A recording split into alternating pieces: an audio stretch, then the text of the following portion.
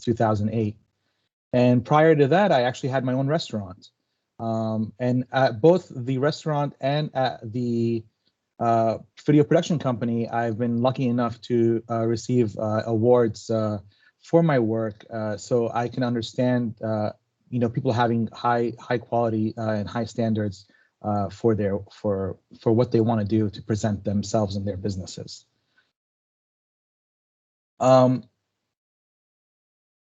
Before we start the webinar and the tutorial part of it, I'd like to hear a little bit from you to kind of break the ice. So if you click on that comic button that Mary mentioned earlier, so you can get into the chat, I'd love to hear from you.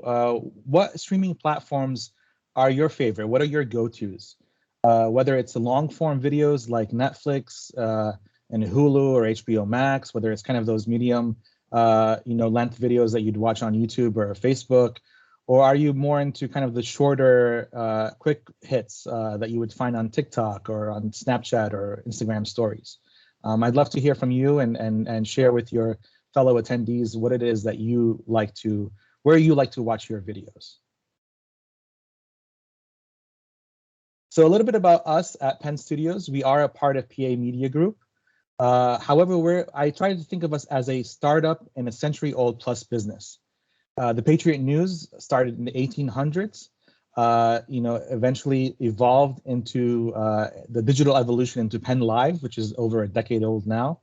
And together with the Patriot News and Penn Live, we are a content creating, publishing, marketing, and advertising family.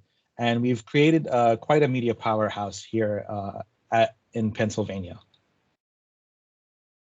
When we started Penn Studios, we started off in the news and sports and entertainment kind of division, in the content side of the company. But what we did is we trained the newsroom to take over, primarily using tutorials such as this, tutorials on how to shoot video, how to edit video, and how to post it. But now we are primarily creating media solutions for businesses and nonprofit organizations, anywhere from 15-second videos to long features. One of my favorite recent videos that we did was for Central Pennsylvania Youth Ballet, and it was a 4.5-minute dance video. It was like creating our own music video, but it was an ad that was targeted towards ballet students and their parents so that they would join the summer program at CPYB. So we create everything from those videos, and we also create some virtual reality experiences, which are best described as kind of Google Street View, but on steroids. You can take that experience right into your space and show it off and embed videos, any visual content, text that really engages your audience. But that's a little bit about us, and that's enough about us. Again, in the chat, if you could share with us who you are, what industry your business is in, and really what you're looking for from a video perspective, what you hope video can do for your business. And thank you for those that have shared what streaming platforms you are. There's definitely a variety a large variety that I see on there. Okay, so let's get to the meat of this. What are we going to talk about today? First, we'll talk about why video is important. Obviously, you're all here and you have a hunch and a feeling that it is. We'll go through the production process, and then we'll talk about distribution. So why is video important? Why is it important that you're all here and we're all discussing this? According to Cisco, in a recent study that they did, in just 2 years, 82% of global internet traffic will come from video streaming and downloads. Video marketing that is done right targets your audience at the right place at the right time, no matter what device they're using or where they're using that device. So video is everywhere, whether you like it or not. That's the medium that people are consuming at higher and higher rates. And video marketing is one of, if not the most important marketing trend today, and will likely be that for the next decade or so. These numbers that are up on the screen show the importance of incorporating video into your digital marketing strategy in 2021. As you can see, 70% of consumers say that they have shared a brand's video. 72% of businesses say that video has improved their conversion rate. 52% of consumers say that watching product videos makes them more confident in online purchase decisions. And 65% of executives that visit the marketer's website, and 39% of those call the vendor after viewing a video.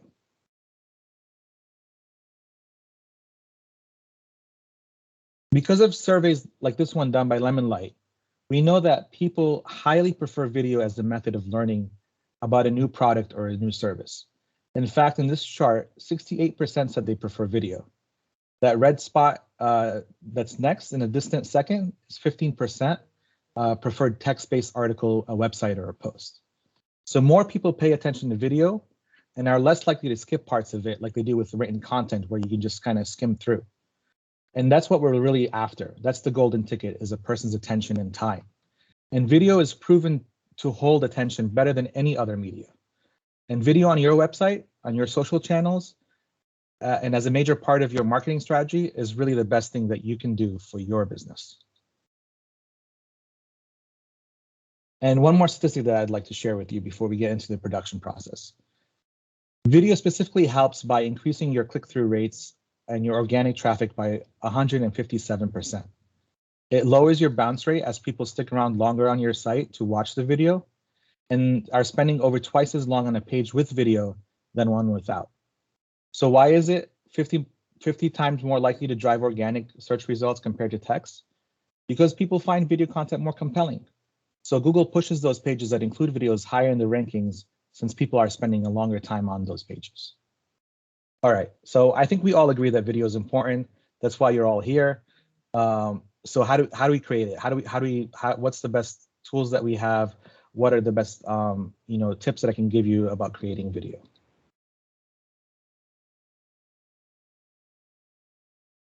So to kind of guide us through this process, I'm going to use our own process that we use here at Penn Studios.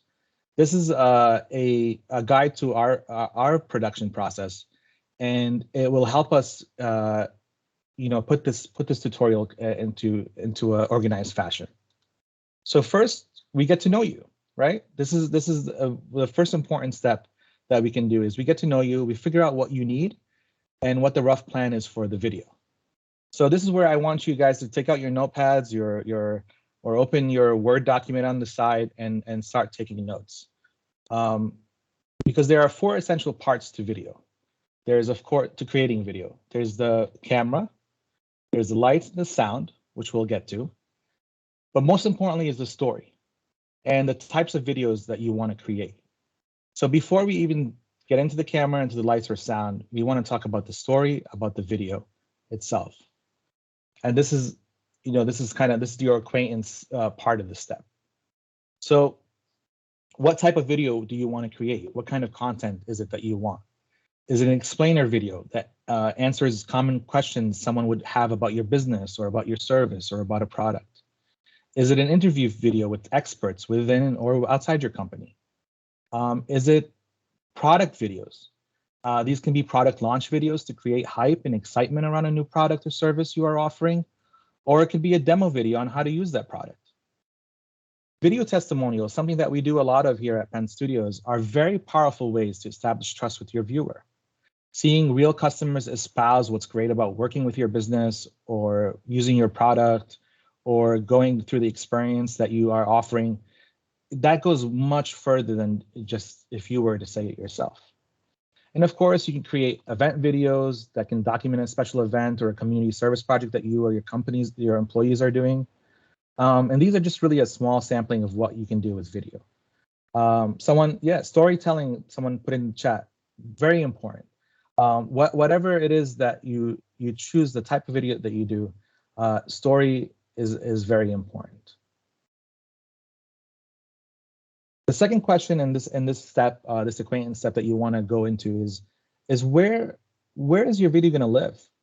And that's really important because each platform has its use and function and style. Will it be on YouTube and on your website, or is it going to live on, an Instagram story or a LinkedIn post, or is it going to be on Snapchat? All of these will help, and we'll get into why later, but all of these will really define how you approach your video creation. All right, so now we have the basics. We know what kind of video we want to make. We know where the video is going to live. And what's the next step? Inception, one of my favorite films. If you haven't seen it, I highly recommend it. Christopher Nolan is one of my favorite modern directors. And I've taken the title of his film and titled this step because it's really about getting into your brain and really understanding not just your brain, but the brain of your audience and your customers. So I have a 7 steps process that I go through with clients during this inception process. But for the sake of time and simplicity, I kind of broke it down into these 2 main parts. The first part is we discuss the video from the audience's perspective. Who are they? What's their demographic, their age, their gender? What do they do?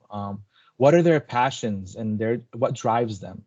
And then secondly, we discuss the video solutions that we can achieve together.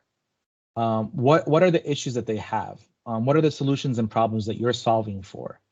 And together, when you kind of put all these together and you're able to answer all these questions, you come up with the goal of the video. And once you have the goal of the video, you can move on to your visuals and developing that story. All right, so we've done a really important and large step of it. And believe it or not, you've done a lot of this step already in the inception process, which is the pre-production. So now what we do is we take what we've learned and we put it into a written plan.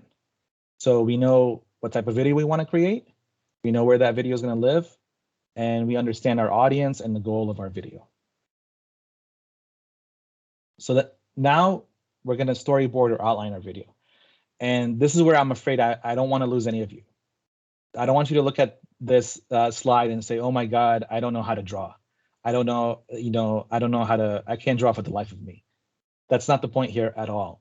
In fact, I am a very bad drawer, and I'm not very good at, I wouldn't be able to recreate a storyboard like you see for the Disney film, The Lion King there. That isn't the point of this process. If everybody can draw stick figures, the point is to have a roadmap so that you know what shots you need and what you need to prepare for. Sometimes a storyboard isn't even necessary. Sometimes an outline will do the job. And a lot of times, maybe here at Penn Studios, we just do an outline because we don't need a storyboard. This is where you would write your questions for if you're doing a testimonial, the questions for your interviewees. So you have essentially a written plan and a written roadmap for your videos, so that when you go to shoot in production, there's a plan that you can follow, and you're less likely to waste time and get lost.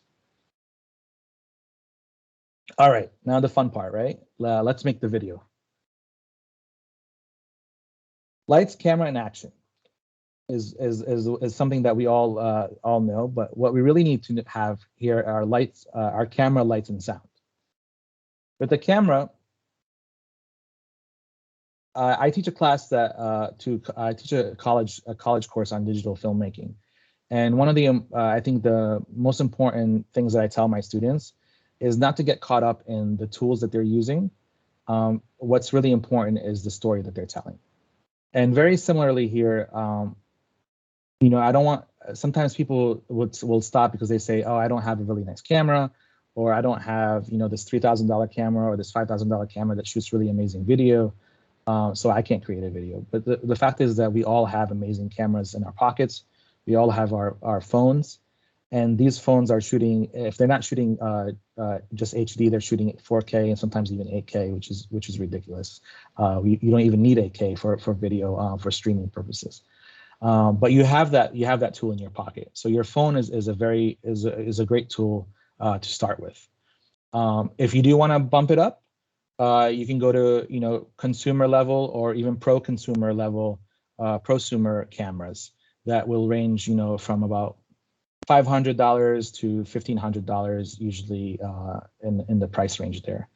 Or you can go up higher. You can get a DSLR, which is maybe one of the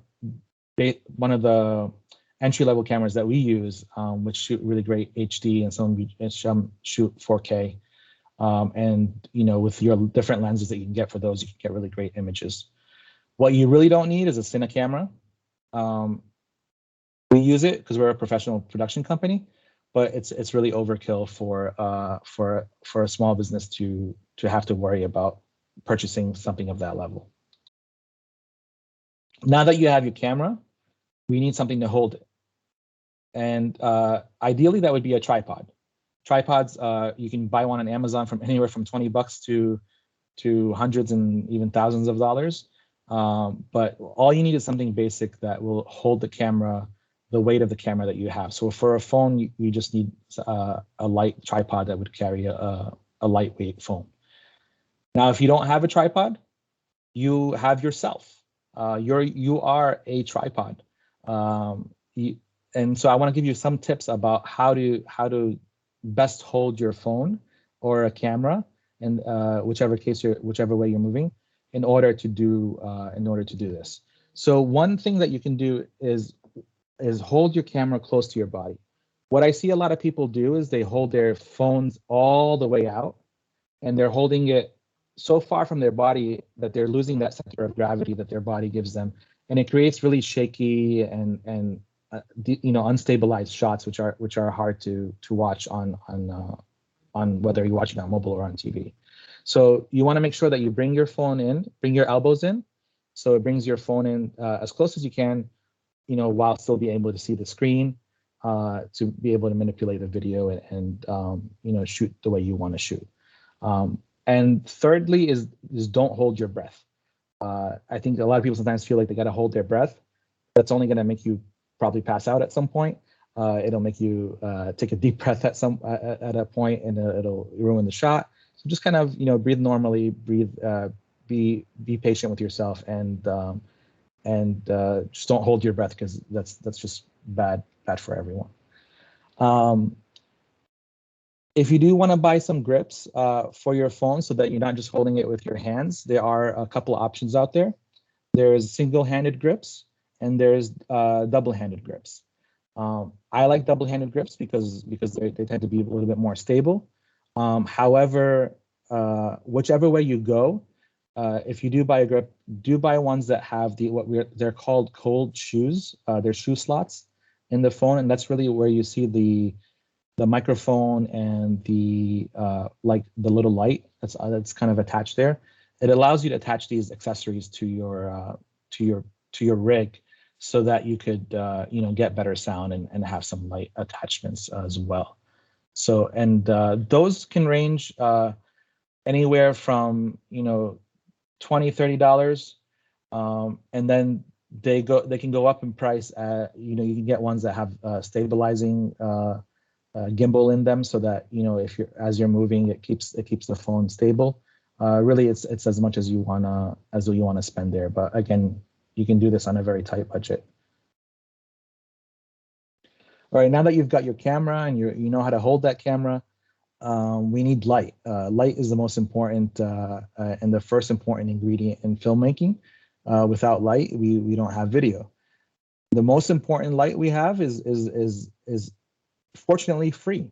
That's the sun. It's out there, for the most part, 8 to 12 hours a day, depending where you are and what season it is, but it's there, it's bright, and it is plentiful.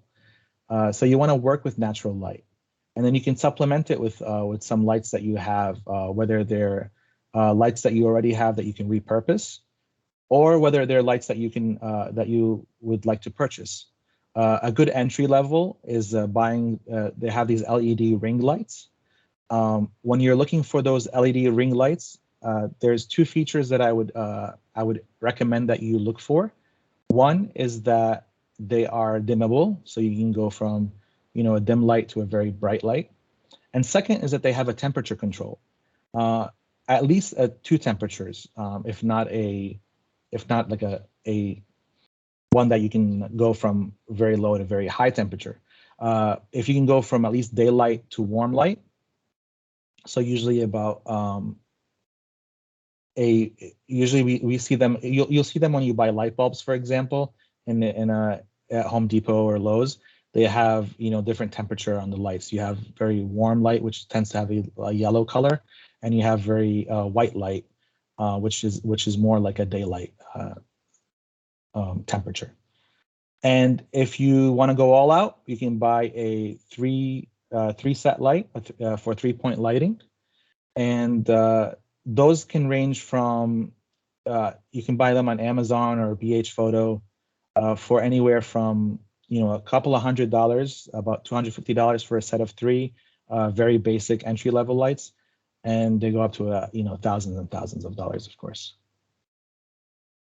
Whichever lights you do end up choosing and how you end up kind of mixing your lights with using natural light or repurposing lights that you have in your business or at home, or if you purchase the actual three lights. The reason there's 3 lights is that's kind of the most basic lighting setup. The first and most important is your key light, and that's going to be mainly your brightest light. So that could in most cases, it's going to be your sun, whether it's coming through a window or whether you're outside. What that key light does is it lights your face. It's the main light. But if that was the only light that you had, it would create shadow on one side of the face, and it would create for a very dramatic looking video. So if you're going for dramatic, maybe that's all you need. But in most cases, you wouldn't be doing that. So what you would need is a second light, which is what it does what it says it does, which is a fill light. So it fills in the shadows in your face on your subject's face. And then thirdly, is having a backlight is very helpful. What a backlight does, and it's kind of simulated in this background that I'm using, is it creates depth in your video. So it separates the subject from the background, so that way it doesn't look too flat. This background that I'm using that simulates that by using this lighter color around where I am versus kind of the darker parts of the screen. So 3 lights: your key light, your fill light, and your backlight. And again, if you were to buy a basic lighting kit of 3 lights, that would take care of all 3 of that for you. All right. Unless you're shooting a silent film, sound is very important. Now, in some cases, you might be shooting a silent film. Why? Because maybe that video is going on Facebook, and Facebook is the primary place it's going to be. As you all know through using Facebook, a lot of times when you're scrolling through, a video starts playing, we don't have the sound going. So it's important that the story that's being told is being told through the visuals that we choose to shoot, is being told through graphics that are on the video. So sometimes you are shooting a silent film, not in the way that old silent films were, but very, very modern silent films. So that's why it's important to know to take that step, and that first step that we did in the process of knowing where your video is going to be, because that's going to dictate a lot of things down the line. Of course, in most cases you will have sound. Now your phone obviously records sound, but sometimes that's not the best source of sound for your video. So if you were to get those handled, whether it's a single handle or the 2 grips, handles for grips for your phone, making sure that you have that shoe, you can get these microphones that sit on the phone grip. They run about $40 to $50. Movo is one brand. Rode is another brand. We can follow up with an email that kind of breaks down some brands for you. I'm not pushing any particular brand per se, but just ones that maybe I've used in the past or I'm comfortable recommending to a friend. And if you don't have a microphone to use that you can plug into your phone, another option is using another phone. For example, if you were shooting an interview with someone and you have one phone and you're holding that phone up, maybe you don't want to use the sound from this phone that's shooting the main image, because it might be picking up your breath. It's going to be picking up some ambient sound you don't want.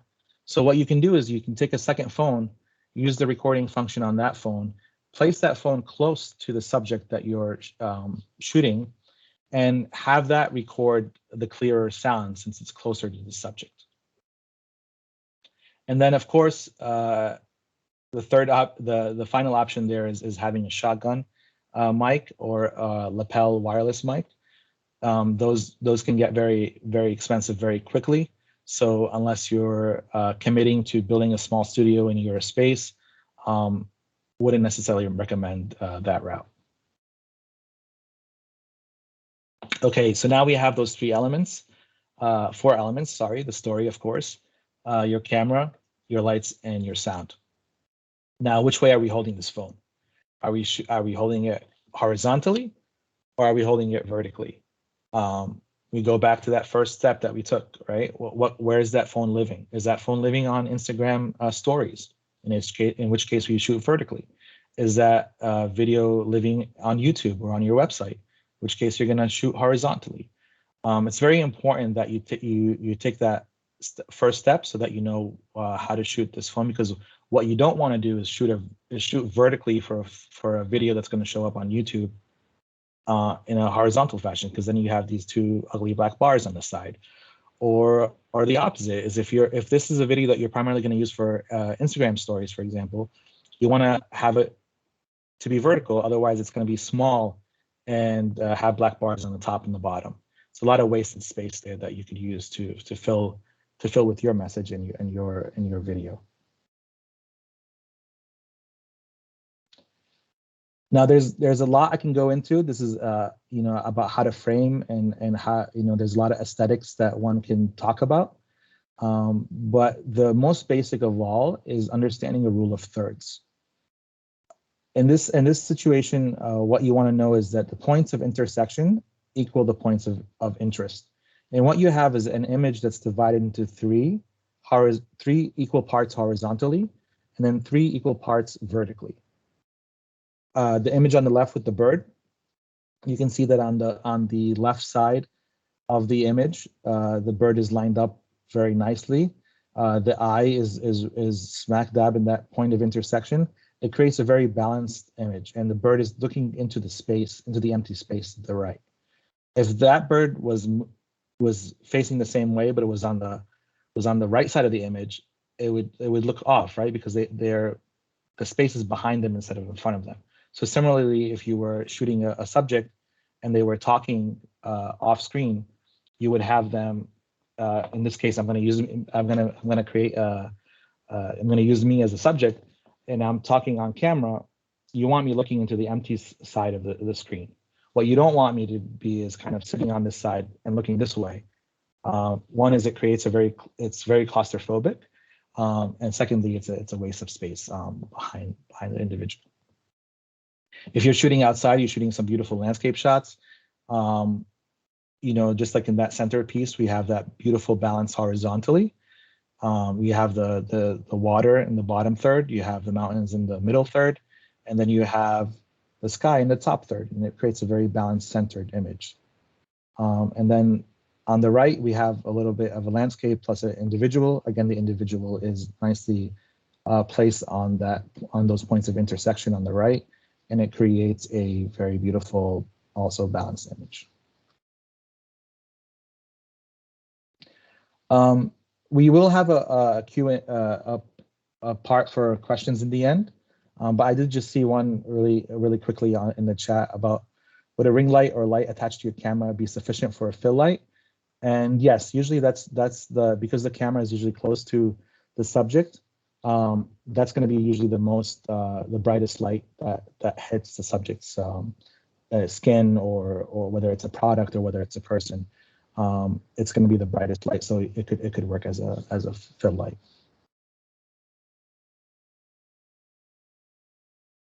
All right, some final tips for shooting. You're welcome, Courtney. Some final tips for shooting. Just relax.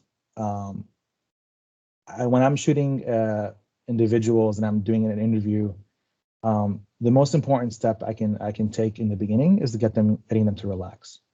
And the reason is we're shooting digitally. We're in the world of digital video production. We're not shooting on film, which is very costly and very expensive to work with. We're working digitally. We can always do another take. We're only limited really by time. And so I don't want people to be, if you don't relax, you're going to be really rigid. You're going to come off really stiff. So the most important thing is whoever's in front of the camera and whoever is shooting is just to have a relaxed atmosphere. If you're in the video, be yourself and be passionate about what you're talking about. This is what you do day to day. Is you talk to customers, you talk to clients. Don't let the camera take that away from you. Try to forget that the camera is there and that you're really talking to people face to face. That's going to make your video much more enjoyable to watch, a lot easier to engage with, and it will keep your audience listening. Don't take yourself too seriously. Again, it'll make you seem it'll look stiff. You'll look stiff in the video. It might come off as boring or monotone. So you want to be conversational. You don't want to sound like you're scripted. Even if you do script it, in a sense, you're really script. Sometimes I tell people to script in bullet points, not in actual sentences, because it helps them keep that conversation flowing naturally versus sounding as if you're reading right off a script. All right. So now that we have all those that video shot and done, now this is where the magic happens, is in the editor room. We take all of the raw footage, the graphics that you may have, any sound, any music, and this is where we create the awesome video. So there are two main tools that are on a computer that you can use. If you're on a Mac, using iMovie is a good tool. Using Windows Movie Maker is also another good tool to use if you're on a PC. Those are they're very intuitive. I'm not going to go into editing in each one because those are webinars on their own. There's a lot of good tutorials on YouTube that do that job. Another good option is Adobe Premiere Rush. Adobe Premiere is more of a professional tool, but they created a secondary one called Rush, which is sort of like iMovie and Windows Movie Maker, but the benefit there is that it's web-based, so you can really work on it from any computer. And if you're like working on one computer, you can go to a second computer and finish editing there. So that's called Adobe Rush, and I believe it's a subscription-based model, which is about $10 or so a month. There are also other online options that are a lot easier to use. One example is Animoto. What these do is they'll take all the different parts of the video that you've shot. They may have some stock images and stock videos themselves that you can incorporate, and you tell them what style of video that you want. They kind of create the rough draft of that video, and then you can adjust it and tease it into what you want. If you want, you change the text, you switch around shots, you switch around images, and to kind of get the video that you want.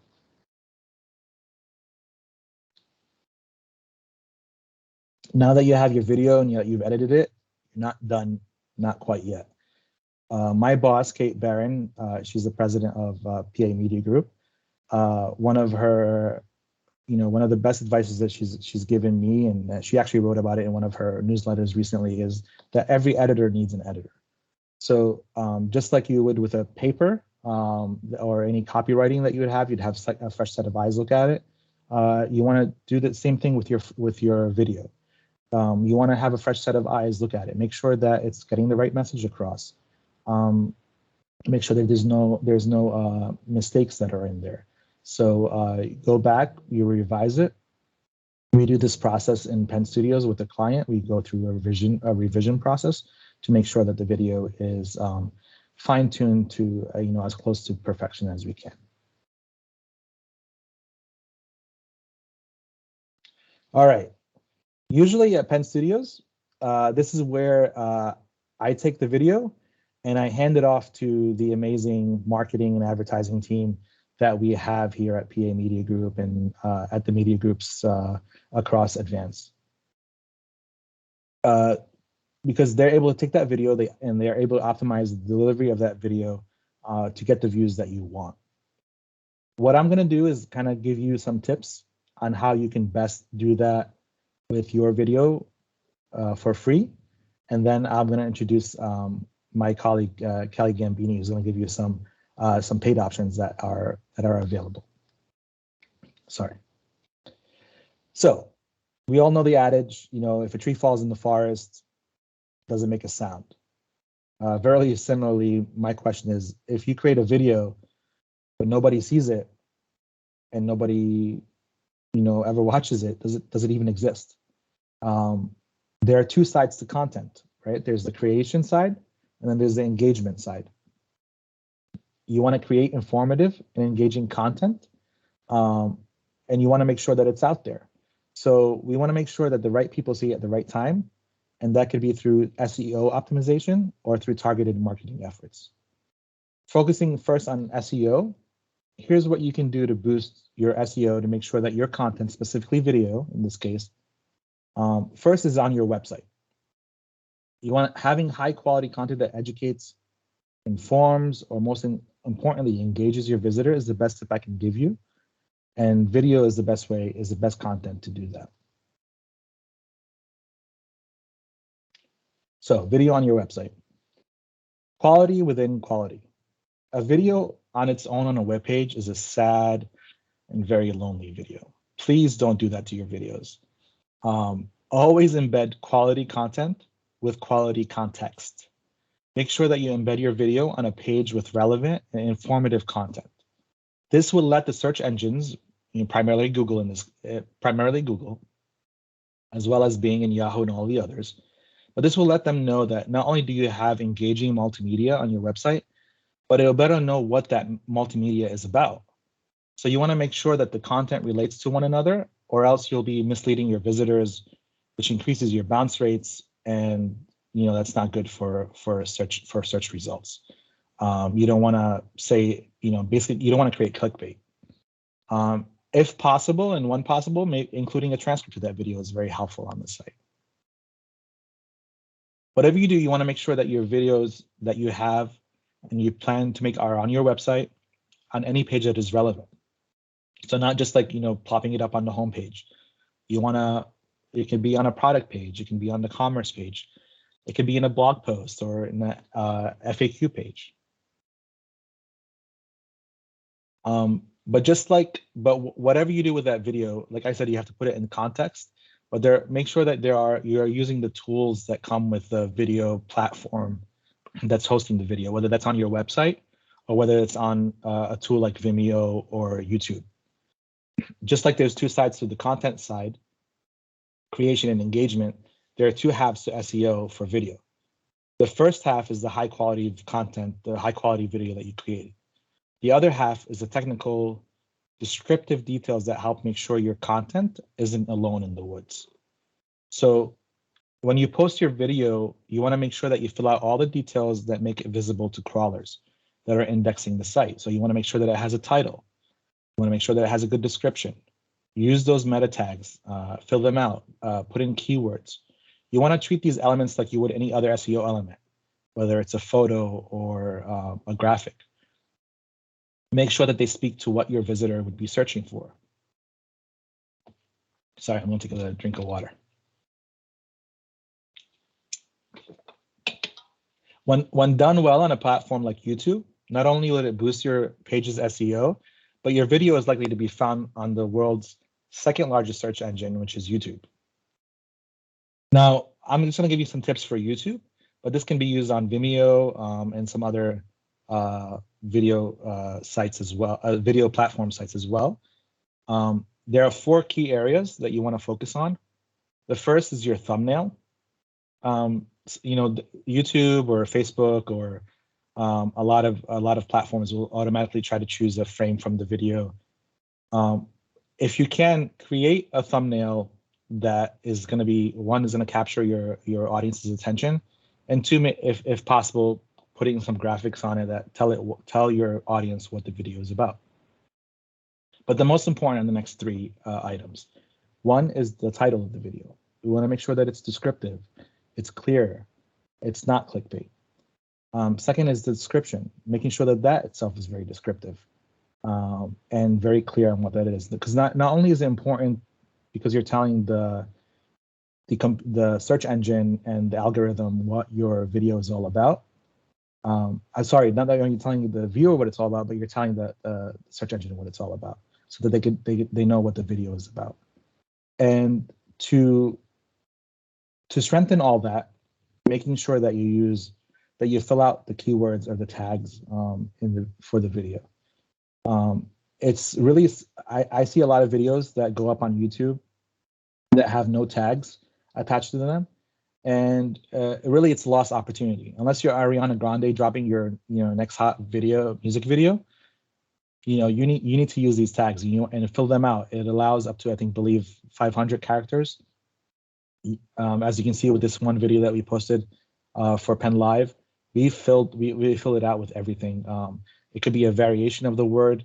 It could be a short version of the word and then a long version of that word.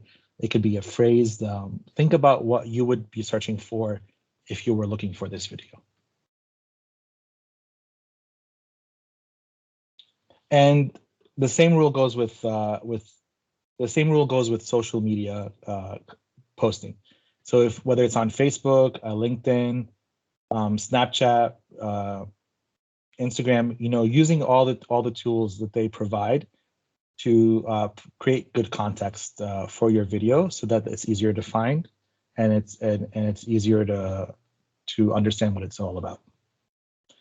All right, at this point, I'm gonna pass it off to my good friend and colleague Kelly Gambini, who's gonna talk about what you can do if you want to invest a little bit, put a little bit of investment behind that video so that it's seen by even more people. Thanks, Salim. I'm Kelly. I really just wanted to take a brief step back. You're all here because you understand the power of video, and your peers would agree with you. From a marketer's perspective, I think what's really significant is last year, 63% of marketers included that tactic in their marketing mix.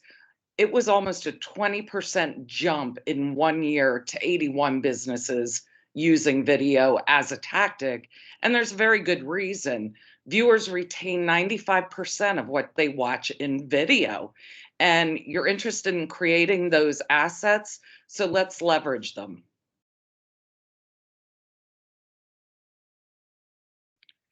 You really need to consider all distribution channels. Among them are premium publisher websites. Your host today, Penn Live, Mass Live, and also Syracuse.com. That's what we're considered. We're basically #1 in our respective market areas, and we engage with millions of your potential clients over the course of a month. And there's a reason why using video on sites such as ours really make a difference. You'll see a 67% higher lift in brand. In mid-funnel metrics, it's actually 3 times more effective on premium publisher websites. And that means during the process, favorability, the buyer's consideration, and ultimately intent to buy increases by 3 times. And the reason for that is because there really are higher viewability rates and also lower invalid traffic rates. The reason this happens is really based on data. From a data perspective, targeting is probably the marketer's best friend. As we really look toward the future and we become this cookieless world, one thing that we don't experience as a premium publisher website is that we collect that data directly from our users. And that is first party data. So they've declared intent. And along with that, it's proprietary. So it is only available to be utilized by our business partners. And ultimately, what you gain is a better return on your investment. So the key to a successful marketing strategy, regardless of what it involves, we're particularly focused on video, is that you take multiple channels and tactics and integrate them, because ultimately we're all at the mercy of the consumer nowadays. And basically every potential client that you have is going through what we call the buyer journey, making a decision about your brand, about your product, about your services. And the key is to be relevant to them at every stage of that journey, and also being there in the form or format that they want to interact with you on. What I've done is I've listed basically 7 of the tactics we use at pennlive.com, also at Mass Live and Syracuse. And really, I think what is relevant here is you think of video very singularly. However, even within our company, there are multiple channels and tactics that we use that really creates the best marketing strategy, the best plan to engage that potential consumer. And just to briefly review what some of these are, we have what's called in-story video. It actually plays in the middle of a news article page. It's a large format video. One of the things that is absolutely helpful is based on our targeting capabilities, we're serving relevant video to people that have expressed an interest in one way or another. So it's the higher of that is that the probability is that it will be consumed. Pre-roll video, which you might be familiar with, if you're searching for something, basically that video prior to what you're searching for plays. Native video click out, another tactic that we use. It appears like content on our website. It looks native to the environment, hence native video. It basically displays a thumbnail, a headline. As you click to that headline and video, they're delivered to your website so they can continue interacting with you basically on your website. Sponsored content is another. You've heard obviously content is king. Absolutely true. In this case, it also appears in a native format. And as they click again on the thumbnail, the headline, the viewer is delivered to a full page article, which allows you to basically express what value you can bring to that potential customer from an education standpoint. You're seen as a thought leader. On that full article page, there's also display ad units, which can incorporate video as well. And back to the original slide, 95% of recall happens with a video asset. The sponsored content page also can include your Facebook feed. So very multiple purposes, but again, you're engaging with people how they want to engage with you. The standard display unit, which is also a tactic, add video takes it up a notch. It will absolutely increase engagement and ROI. Email tends to be forgotten nowadays. I think what's really relevant here is that you email and engage most of the time with your current client base, a great tool for client acquisition, and ultimately the return on investment for every dollar you spend on email, and again, can incorporate video, you're getting a $44 return on that investment. Finally, OTT, CTV, TVE, very important because there are a lot of cord cutters. That number is growing. You've all mentioned how you stream, the channels you stream on. Again, a very targeted way to use your video assets. And ultimately, what your job and the hope is that you're taking advantage of multiple tactics and also using that to really engage with that ultimate consumer wherever and wherever they want to engage with you. Thank you, Kelly. Before I go on to this next slide, I want to just remind you that if you do have any questions, you can type them in the chat and we'll get to them either in the webinar, or we'll follow up with you afterwards. But we'll try to answer any question that does come up. And if you do think of a question later on, you'll have our contact information to send us your questions. So whatever platform and or method that you choose to distribute your video, whether it's hopefully it's all of the above, using both the free kind of tactics of that I shared, or using targeted methods that Kelly shared. The most important thing is consistency, consistency, consistency. One video, nice to have, but you post more videos, and you're going to get much more robust website. You're going to have a much more robust engagement with your audience. If possible, you want to make a habit of posting those videos on a schedule that makes sense to you and to your business. It might be once a week, it might be once a month, it might be once quarterly. If you're really good at it, it might be even multiple times a week. But whatever it is, that consistency and frequency portrays your authority on the topics within your industry. It also portrays that you are on top of emerging topics, tools, or tech that is relevant to your business. So one and done, that doesn't work. You want to think of video as a campaign. Make a plan to release video on a regular basis and keep your message updated and relevant. All right, and that's all. I'm gonna. Oh no, that's not all. Sorry, I forgot there was one more slide. If you do imagine, a larger project and have a bigger idea than you can tackle, you might be looking for a video production partner. And I wanted to kind of share with you a couple of tips to what you should be looking for, what you should be asking that video production company when you go out and look for one. The most important thing to look for is do they have a process? Do they have a process that not only will understand your business, but it's going to understand your audience, and it's going to understand your goals, and what what that ROI that you're looking for. We're lucky here at Penn Studios that we work with a great marketing and advertising team that we can take all that information and really deliver on that. But whichever route you end up choosing with a video partner, make sure that they are a partner and not just a vendor, because they should be as invested in your goals as you are. And with that, I'm going to pass it over to you, Mary. And there is my contact information if anyone has any questions. Thank you, everybody.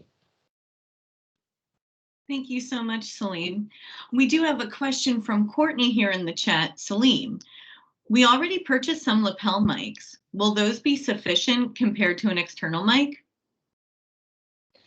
Yeah, so lapel mics are great for interviews and shooting, just getting some vocal sounds.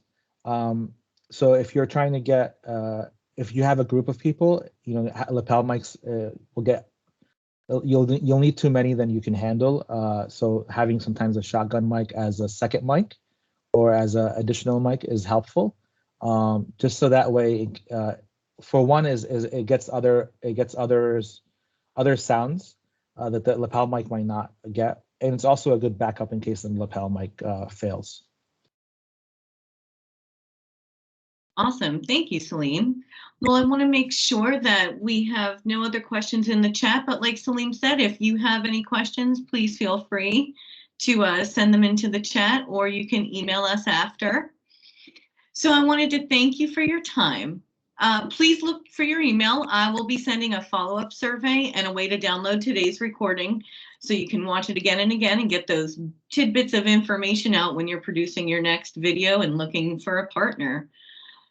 Also, please don't forget to check out anybootcamp.com and join us for any of our next few events.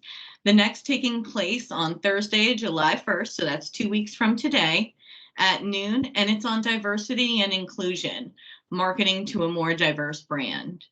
I would like you to all have a wonderful day, and I can't wait to see you at the next one. Take care.